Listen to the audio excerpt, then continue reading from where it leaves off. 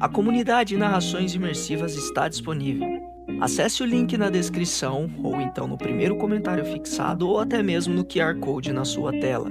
Você pode assinar a nossa comunidade em duas plataformas.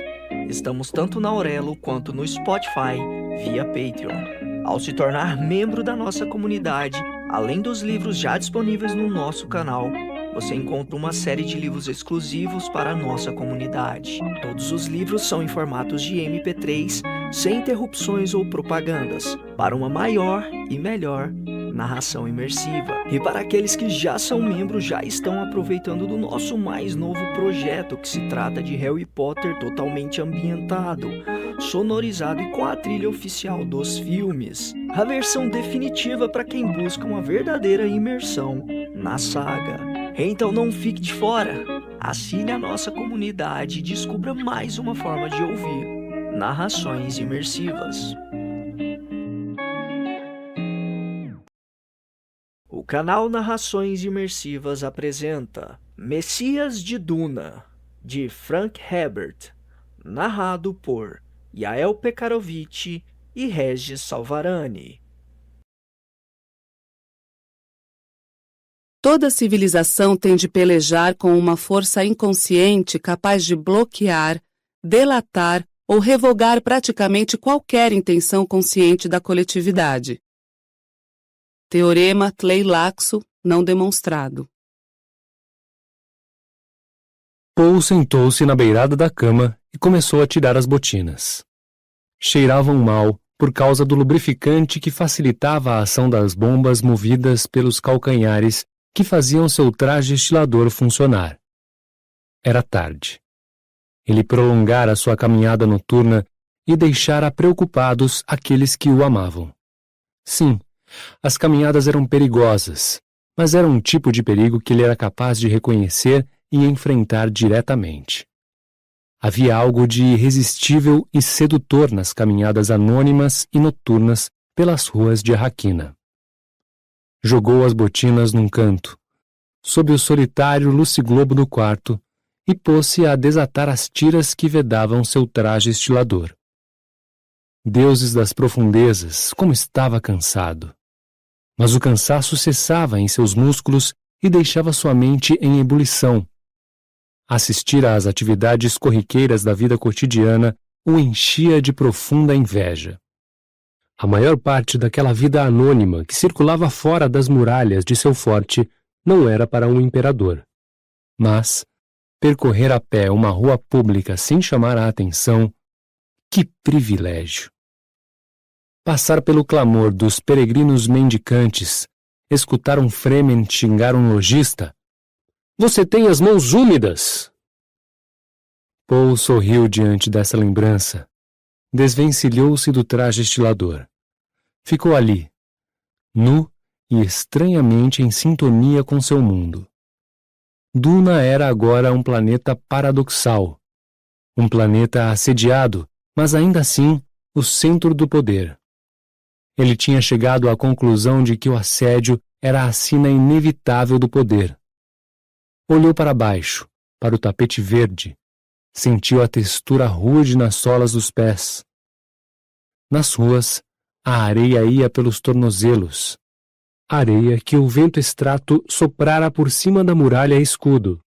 O trânsito dos pedestres a havia revirado e transformado numa poeira asfixiante que entupia os filtros dos trajes estiladores. Mesmo agora, ele ainda sentia o cheiro do pó, apesar da turbolimpeza nos portais de seu forte. Era um odor carregado de lembranças do deserto. Outros tempos, outros perigos. Em comparação com aqueles outros tempos, o perigo de suas caminhadas solitárias ainda era insignificante. Mas, ao vestir um traje estilador, ele vestia o deserto. O traje, com todo o aparato projetado para recuperar a umidade de seu corpo, conduzia seus pensamentos com sutileza, ajustava seus movimentos a um padrão do deserto. Ele se tornava um Fremen bravio. Mais que um disfarce, o traje fazia dele um estranho à sua identidade citadina. Dentro do traje estilador, ele abandonava a segurança e revestia-se com as antigas artes da violência. Nessas ocasiões, os peregrinos e a gente da cidade passavam por ele de olhos baixos. Era por prudência que eles deixavam os selvagens rigorosamente em paz. Se para as pessoas da cidade o deserto tinha um rosto, era o rosto de um Fremen oculto pelos filtros nasobucais de um traje estilador. Na verdade, existia agora somente o risco menor de que alguém dos velhos tempos do Sith o identificasse pelo andar, pelo cheiro ou pelos olhos. Ainda assim, a probabilidade de encontrar um inimigo ainda era pequena. Um farfalhar das cortinas que serviam de porta e um rastro de luz interromperam seu devaneio. Shani entrou, trazendo-lhe o aparelho de café numa bandeja de platina. 2 luciglobos cativos entraram atrás dela e dispararam para suas posições, um à cabeceira da cama do casal, o outro pairando ao lado dela e iluminando o que ela fazia. Shani movia-se com um ar atemporal de força e fragilidade, tão autossuficiente, tão vulnerável. Algo na maneira como ela se debruçava sobre o aparelho de café o fez lembrar seus primeiros dias juntos. As feições dela ainda eram de fada morena, aparentemente intocadas pelos anos. A não ser que lhe examinassem os cantos externos dos olhos sem nada de branco e reparassem nas rugas. Rastros na areia.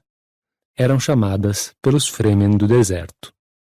O vapor se elevou da cafeteira quando ela ergueu a tampa, segurando-a pelo puxador de esmeralda hagaliana. Ele deduziu que o café ainda não estava pronto pela maneira como ela devolveu a tampa ao lugar. A cafeteira, uma forma feminina, grávida, de prata canelada, chegara até ele como ganima, um espólio de batalha, obtido quando ele matara o proprietário anterior em combate singular. Gemes. Era o nome do homem. Gemes. Que estranha imortalidade a morte havia conquistado para Gemes. Sabendo que a morte era inevitável, teria Gemes levado especificamente aquela em sua mão? Shani arranjou as xícaras, todas de cerâmica azul, agachadas feito criados sob a imensa cafeteira. Eram 3 as xícaras, uma para cada pessoa que beberia o café e uma para todos os donos anteriores. Só um instante, ela disse. Foi então que ela olhou para ele, e Paul se perguntou como ele pareceria aos olhos dela. Seria ainda o forasteiro exótico de um outro mundo, esguio e musculoso, mas rico em água se comparado aos Fremen? Continuaria a ser o Usul de seu nome tribal, que a havia tomado no tal dos Fremen quando eram fugitivos no deserto? Paul baixou os olhos e fitou o próprio corpo. Músculos rijos, esbelto, algumas cicatrizes novas, mas basicamente o mesmo, apesar dos 12 anos passados como um imperador. Erguendo o olhar, viu de relance seu rosto num espelho da prateleira. Os olhos Fremen, de azul sobre azul, um sinal de que dependia da especiaria. O nariz pronunciado dos Atreides. Parecia ser o neto perfeito de um Atreides que morrera na arena de touros para brindar sua gente com um espetáculo. Uma coisa que o velho dissera se insinuou na mente de Paul. Quem governa assume uma responsabilidade irrevogável pelos governados. Você é um fazendeiro. Isso exige, em certos momentos, um ato de amor altruísta, que talvez pareça apenas divertido para aqueles a quem você governa. As pessoas ainda se lembravam daquele velho com afeto. E o que foi que fiz pelo nome dos Atreides? Paul se perguntou. Soltei o lobo entre as ovelhas. Por um instante, ele contemplou toda a morte e violência que ocorriam em seu nome. Já para a cama! Disse Shani, um tom vigoroso de comando que, como Paul sabia, teria chocado seus súditos imperiais. Ele obedeceu.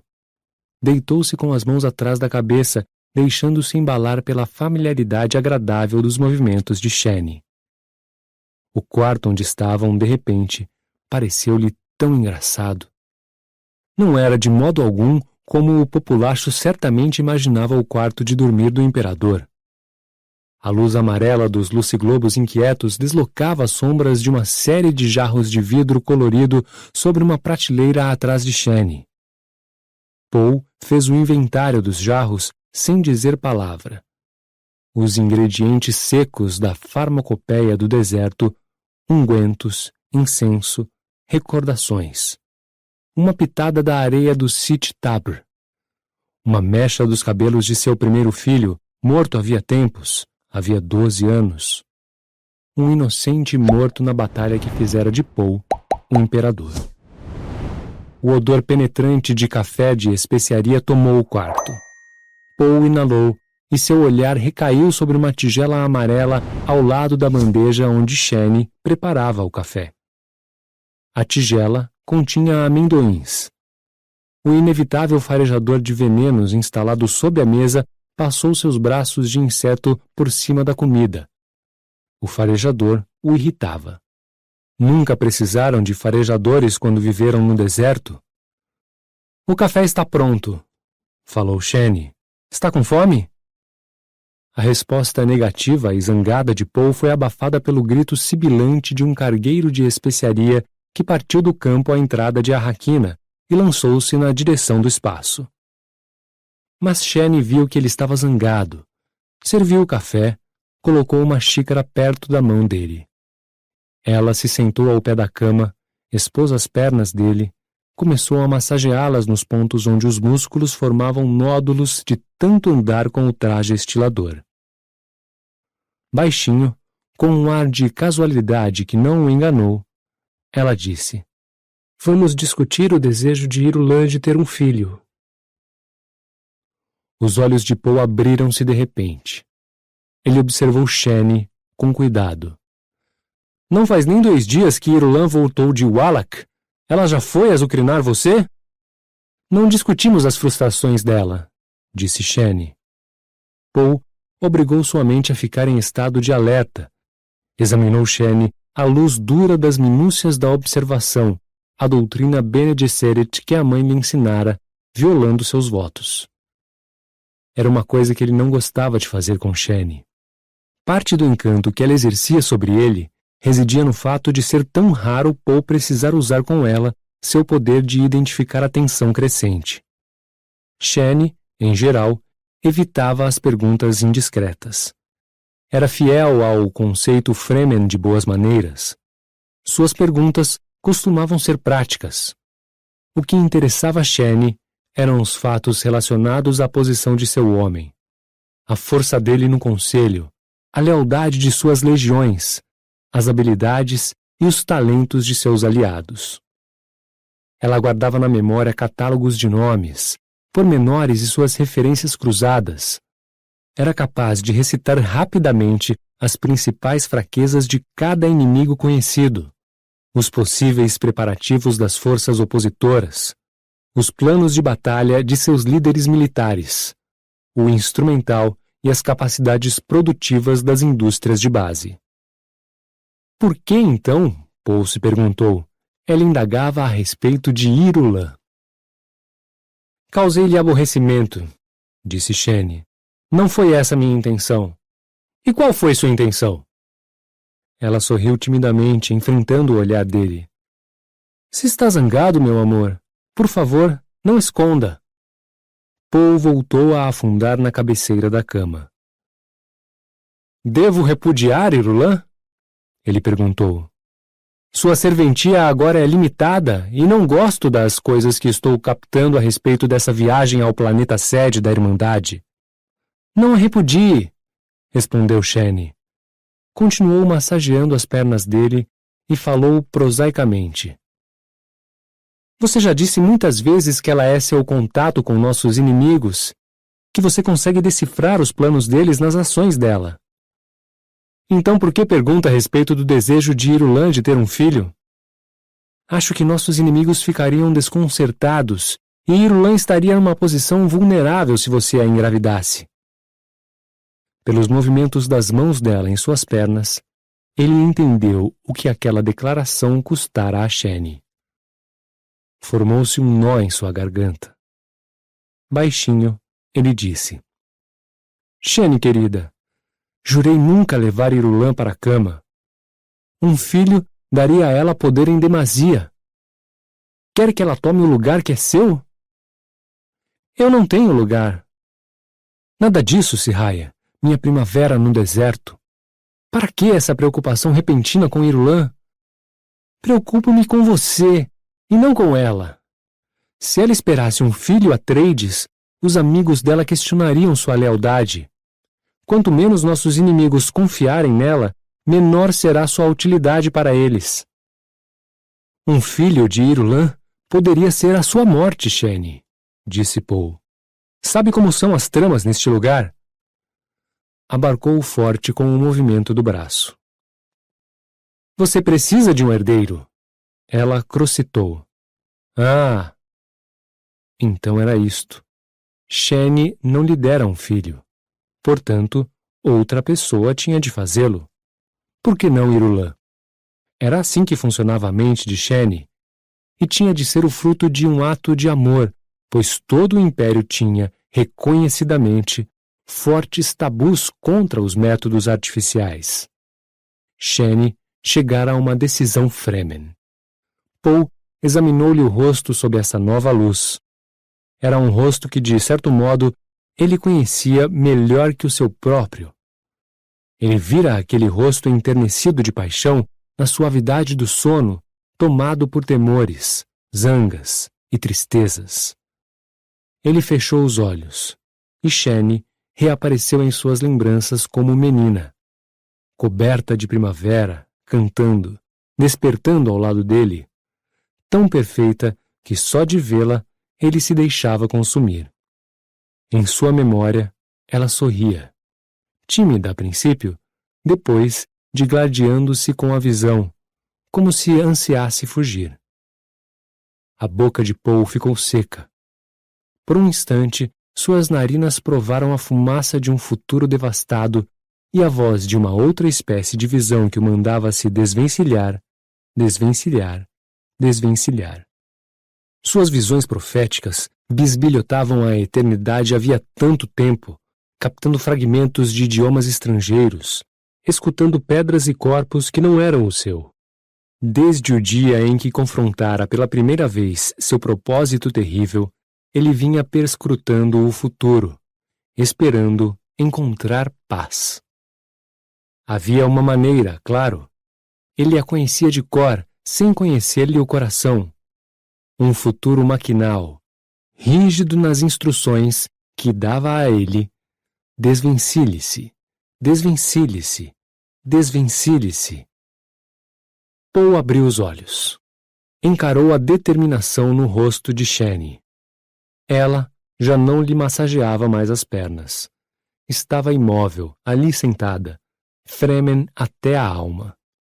Suas feições continuavam familiares sob o lenço Nesroni azul que ela costumava usar nos cabelos na privacidade dos aposentos do casal.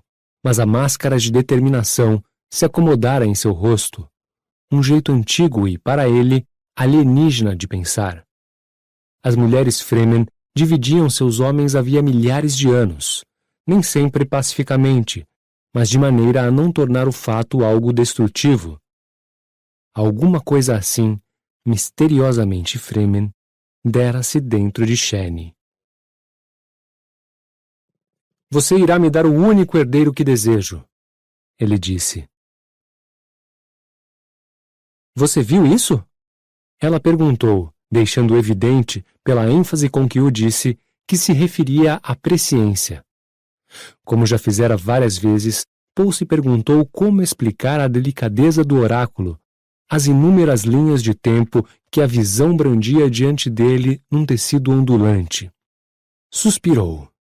Lembrou-se da água de um rio recolhida no oco de suas mãos, trêmula, a escoar. A memória encharcou o rosto dele nessa água. Como ele poderia se encharcar em futuros cada vez mais obscuros graças à pressão de um número excessivo de oráculos? Você não viu isso, então? Disse Shane. Aquele futuro visão ao qual ele mal tinha acesso agora, a não ser que fizesse um esforço capaz de lhe exaurir a vida, o que poderia lhes mostrar além de desgosto? Paul se perguntou.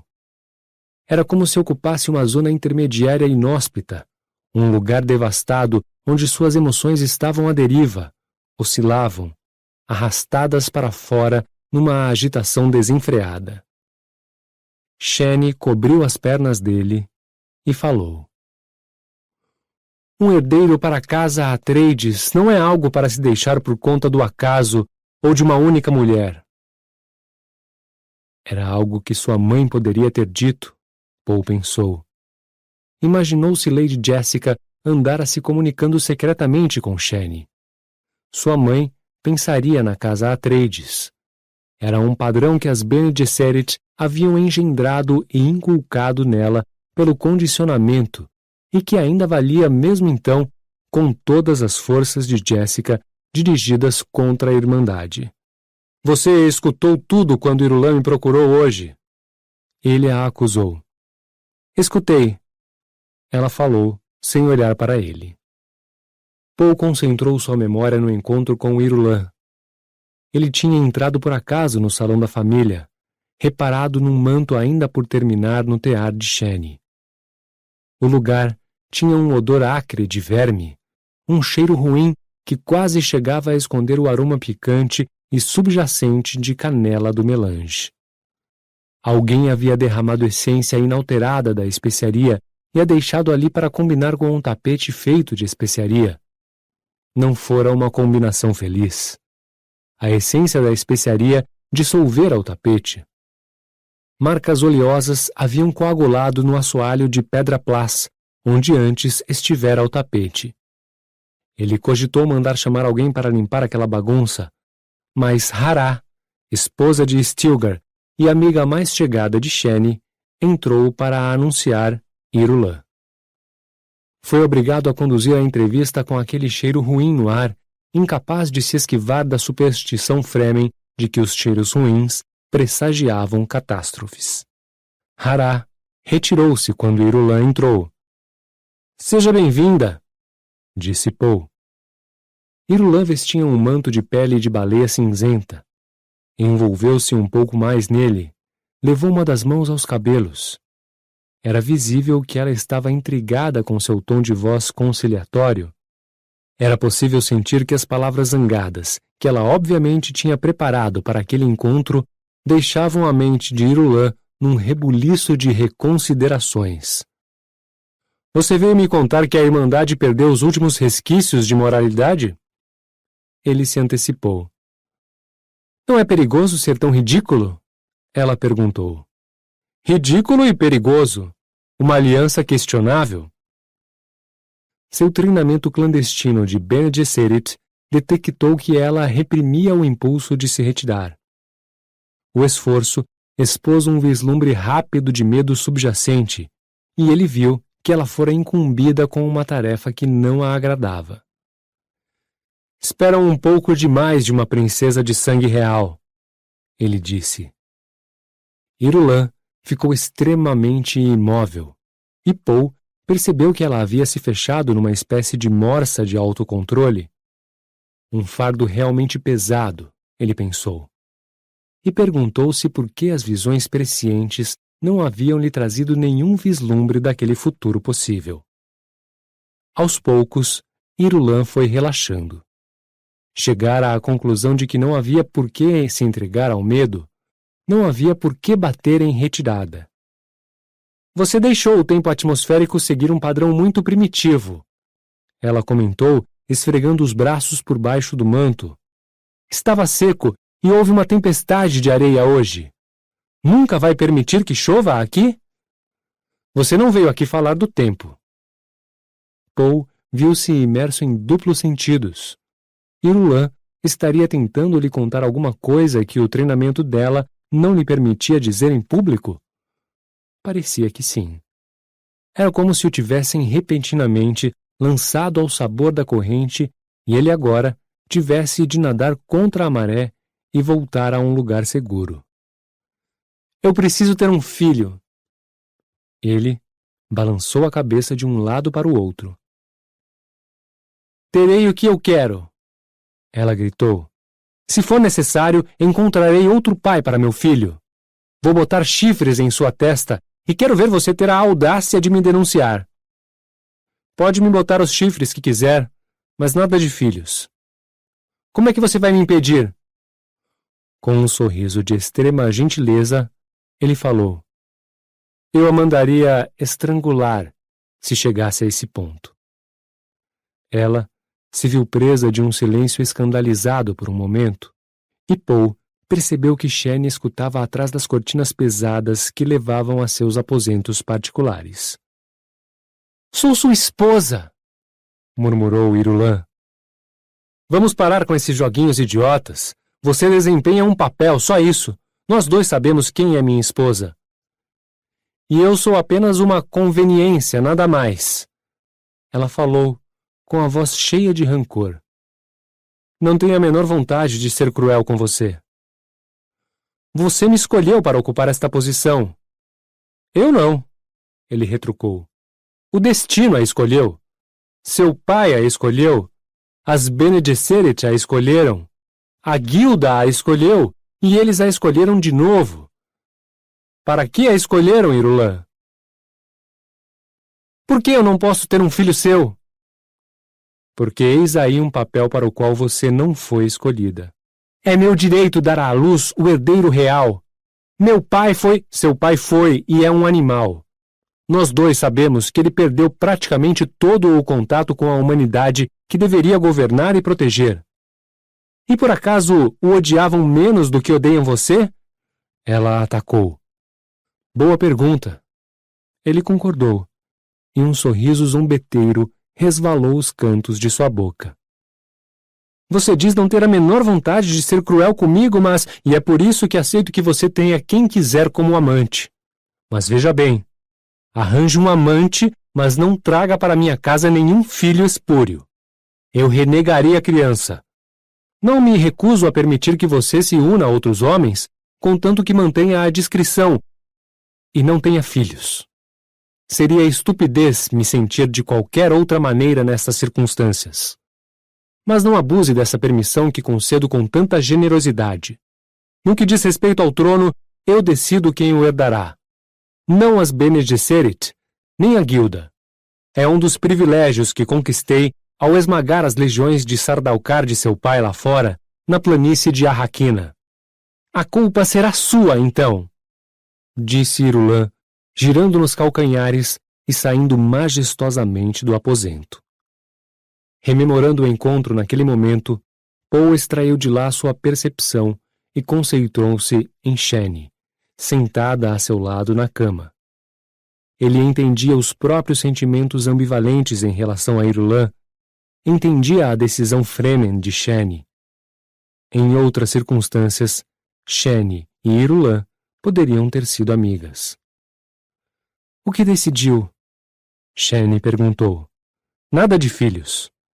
Ele respondeu. Shane fez o sinal Fremen da daga Cris com o indicador e o polegar da mão direita. Poderia chegar a esse ponto. Ele concordou. Não acha que um filho resolveria as coisas com Irulan? Ela perguntou. Só um idiota pensaria assim. Não sou idiota, meu amor. Ele foi tomado pela raiva. Nunca disse que era. Mas não estamos discutindo um maldito romance água com açúcar.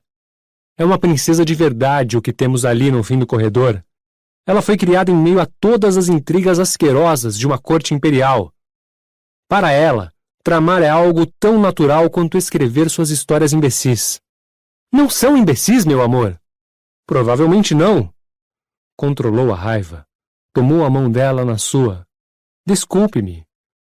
Mas essa mulher é cheia de tramas. Tramas dentro de tramas. Se ceder a uma de suas ambições, talvez você venha a fomentar uma outra. Com voz conciliatória, Shane falou. Não é o que sempre digo? Sim, claro que sim. Ele a fitou. Então, o que está realmente tentando me dizer? Ela se deitou ao lado dele, levou a mão à garganta de Paul. Eles decidiram como vão combater você, ela disse. Irulan fede a decisões secretas. Paul afagou-lhe os cabelos. Shane havia removido as camadas de entulho. Ele foi varrido por seu propósito terrível. Era uma ventania de Coriolis em sua alma, que percorria aos silvos toda a estrutura de seu ser. Naquele momento, seu corpo ficou sabendo de coisas jamais conhecidas pela consciência. Shane, querida, ele sussurrou. Sabe o que eu daria para pôr um fim ao jihad, para me afastar da maldita divindade que o Kizarat me impõe? Ela estremeceu.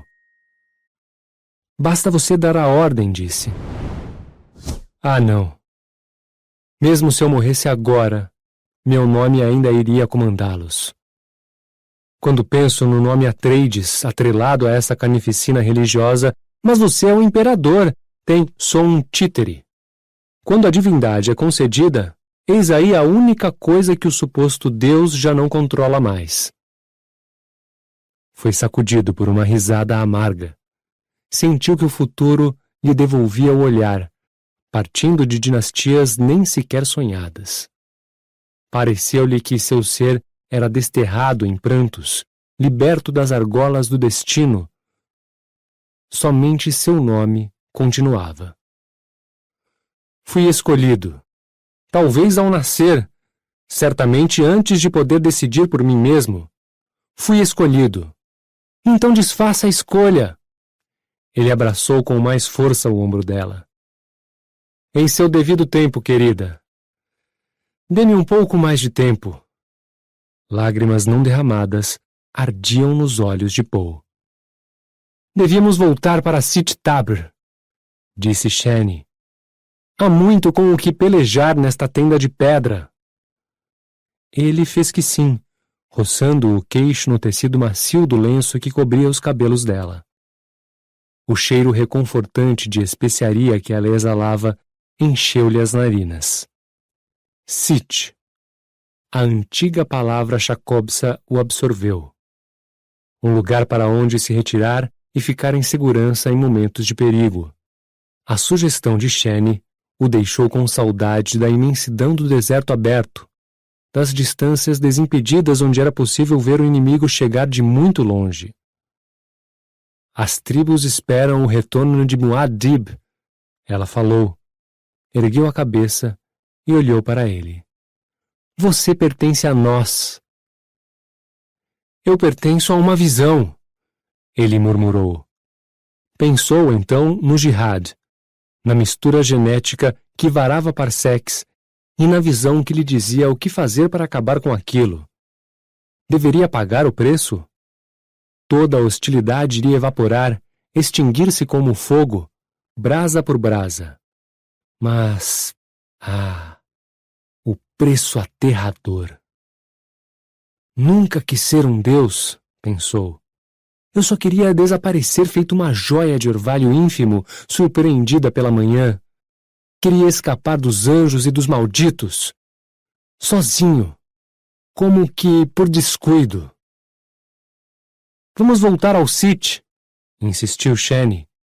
Sim, ele sussurrou. E pensou. Tenho de pagar o preço. Shane soltou um suspiro profundo. Voltou a se acomodar junto dele. Perdi tempo, ele pensou, e viu como o haviam cercado os limites do amor e o jihad. E o que era uma vida, por mais querida que fosse, em contraste com todas as vidas que o jihad certamente tomaria?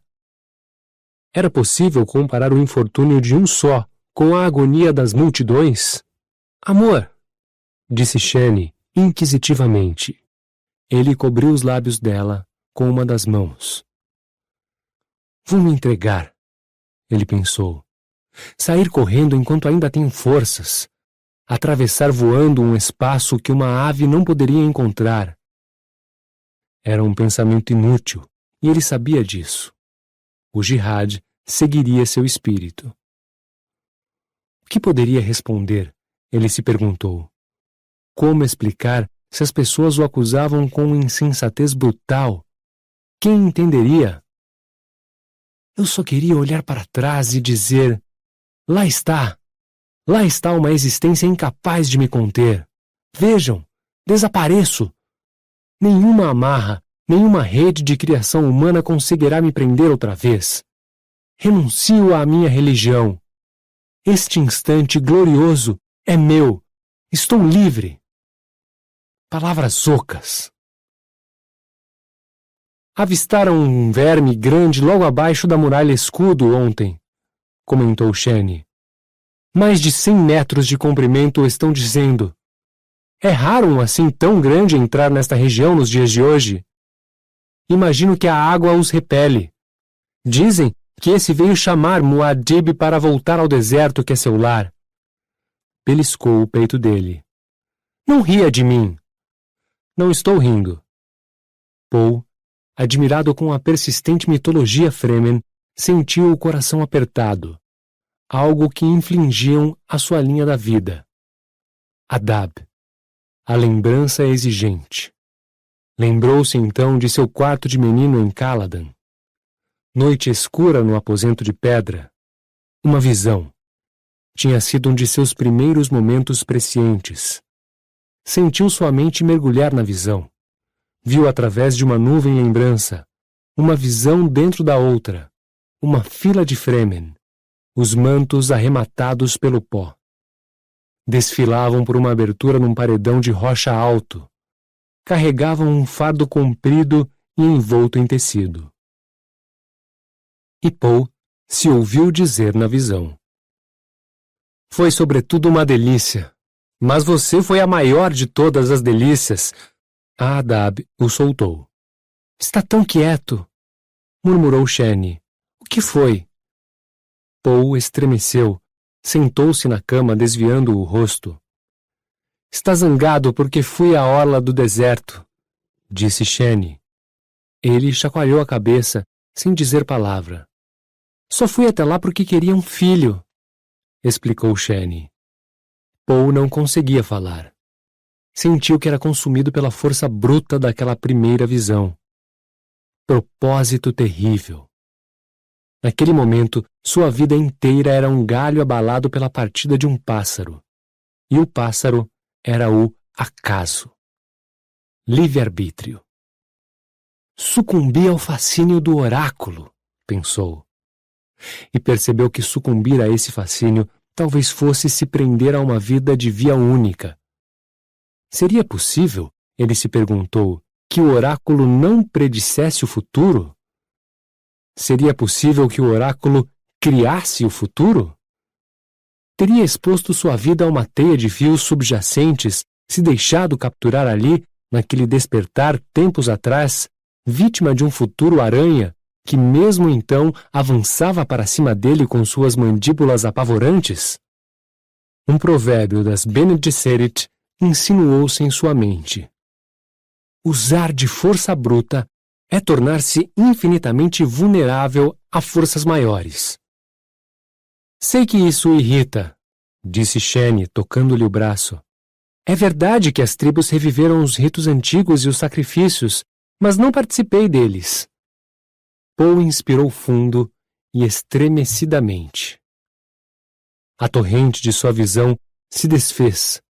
Tornou-se um lugar profundo e tranquilo, cujas correntes se deslocavam com uma força cativante para fora de seu alcance. Por favor, implorou Shane, eu quero um filho. Nosso filho. É uma coisa assim tão terrível. Paul acariciou-lhe o braço, encostado ao seu. Deixou a cama, apagou os luciglobos, foi até a janela da sacada e abriu as cortinas.